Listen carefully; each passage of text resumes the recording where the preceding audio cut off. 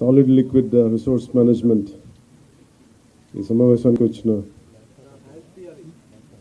స్వచ్ఛంద్ర corporation అధికారులకి, పంచాయతీరాజ్ అధికారులకి, rural water supply అధికారులందరికీ, అలాగే principal secretary PR Shri Shashibhushan గారికి, మెంబర్ సెక్రటరీ శ్రీ కన్నబాబు గారికి, అధికారులందరికీ పేరు పేరున నా హృదయపూర్వక నమస్కారాలు, అభినందనలు. ఇక్కడికి వచ్చిన మీడియా సోదరులందరికీ, పెద్దలకి హృదయపూర్వక నమస్కారాలు, ఆహ్వానం పలుకుతా ఉన్నాం. ఈ solid and liquid resource management concept గత మనందరికీ కూడా రోడ్ల మీద వెళ్తున్నప్పుడు చెత్త అనేది మనం ఒక దైనిక జీవితంలో ఒక భాగం అయిపోయింది. దాన్ని తీయలే. ఈరోజు మీరు ప్రజెంట్ చేసిన ఈ సినారీ మొదటిసారి కాదు, ఇది ప్రతిసారి ప్రతి ప్రభుత్వం ప్రయత్నం చేసేది. కాదు, ఇది ప్రత్యేకించి మేము ఎందుకు దీన్ని కొంచెం కమిటెడ్గా తీసుకెళ్ళాలి అని అనుకుంటున్నాం అంటే, మన దేశం నదులకి, సాంప్రదాయాలకి చాలా విలువ ఇచ్చే దేశం అది. నీటి వనరులకి, నీరు కనిపిస్తే దాన్ని గంగాజలం అనుకుంటాం. ఏ మూల చిన్న బావి కనిపించినా దాంట్లో మంత్రోక్తం చేసి దాన్ని గంగాజలం అనుకుంటాం. మనం బేసిక్గా పంచభూతాల మీద మనకు చాలా గౌరవం ఇచ్చే సమాజం ఇది. కానీ దురదృష్టవశాత్తు అది పూజా పునస్కారాలకి అది పరిమితం అయిపోయింది, కానీ దైనందిక జీవితంలో అది రావట్లేదు. ఉదాహరణకి ఇందాక మీరు చూసిన విషయంలో ఒకటి, అనుమదురు డ్రైన్ చూస్తే భీమవరం టౌన్లో చూస్తే అది ఒక 90 మీటర్లు ఉండే ఒక డ్రైన్, అది పంట కాలం. ఆ పంట కాలాన్ని దాదాపు ఇంక వేరే ఏమి లేక అందరూ దాన్ని ఒక డంపింగ్ యార్డ్గా వాడేశారు. ఇంకా కిలోమీటర్ లెక్కన ఉంటుంది. అందరూ అక్కడ వేసేయటం, అది ఏం చేస్తారు, మళ్ళీ వర్షాలు వచ్చేటప్పటికి అది మొత్తం వర్షాలు వస్తే కొట్టుకెళ్ళిపోయి మళ్ళీ సముద్రంలో కలిసిపోతూ ఉంది. అలాగే మనకి ప్లాస్టిక్ చెత్త ఎక్కడన్నా పడేస్తే కొన్ని ఇంకా ఇబ్బందిగా ఉంటుందని విజువల్స్ చూపించారు. లేటర్ మీరు శ్రీనివాసన్ గారి దగ్గర ఉంటాయి.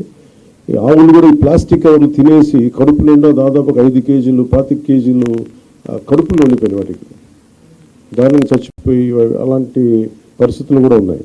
ఆవులు ఒకవైపు ఏమో గోవుని పూజిస్తాం, గోరక్షణ అంటాం, కానీ కనీసం వాటికి ఎందుకంటే అవి తిండి అనుకోండి, ఎందుకంటే ఫుడ్ ఉంటుంది దాంట్లో, ఆ స్మెల్కి అది తిండి అనుకొని తినేస్తున్నాయి ప్లాస్టిక్ కవర్స్. ఇవన్నీ చూస్తుంటే చాలా బాధ అనిపించి ఎక్కడో చోట మొదలు పెడదాం వచ్చిన ప్రయత్నం అని.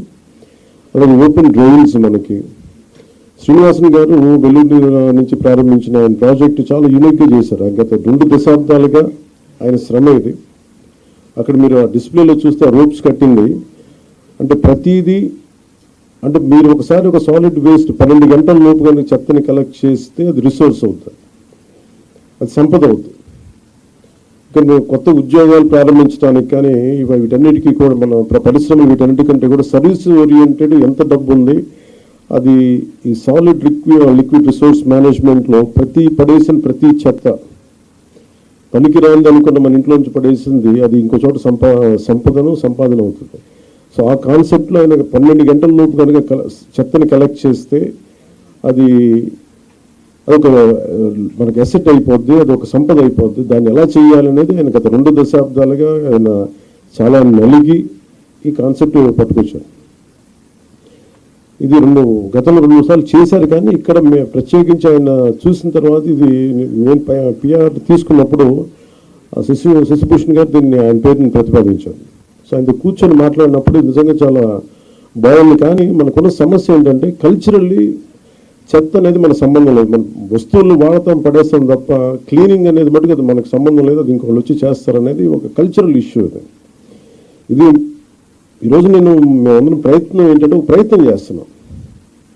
ఎంతవరకు సఫలీకృతం అవుతాం ఇవన్నీ అనేది మేము ముందుగా దీన్ని పిఠాపురంలో ప్రారంభిద్దాం దీన్ని, ఎందుకంటే నా కంట్రోల్లో కంప్లీట్గా ఉంటుంది కాబట్టి ముందు ఆ ప్రయత్నం చేద్దాం. అక్కడ దాదాపు 54 పంచాయతీలు ఉన్నాయి, అక్కడ 2 మున్సిపాలిటీలు ఉన్నాయి, కొలప్రోలు, పిఠాపురం. సో ఇక్కడ ప్రారంభిద్దాం ముందు.